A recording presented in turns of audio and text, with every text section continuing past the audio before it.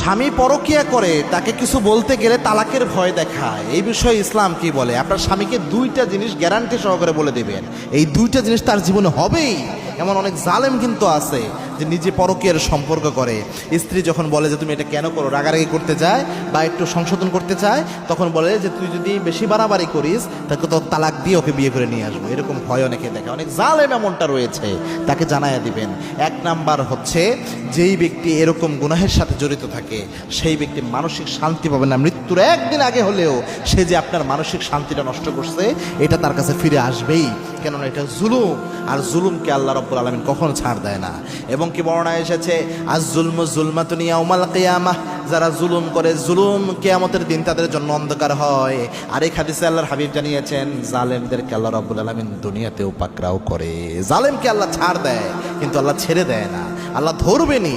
এজন্য সে তার স্ত্রীর মানসিক শান্তি নষ্ট করে সে সারা জীবন শান্তিতে থাকবে হারাম সম্পর্ক করে, ইট ইজ টোটালি ইম্পসিবল। তার জীবনে মানসিক অশান্তি আসবেই, টু বি অর টুমরো।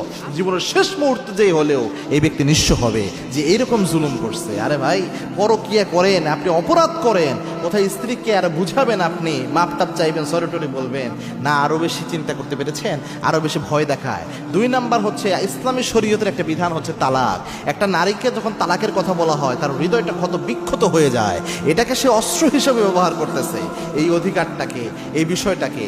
এবং সে যে জুলুমটা করতেছে এটার জন্য আল্লাহ রাব্বুল আলামিন তার উপর অসন্তুষ্ট হবেই, কেননা এই আল্লাহর দেওয়া একটা বিধান, তালাক আবগাদু হালাল ইলাল্লাহি তালাক, আল্লাহর কাছে হালাল কিন্তু অপছন্দনীয় বিধান হচ্ছে তালাক।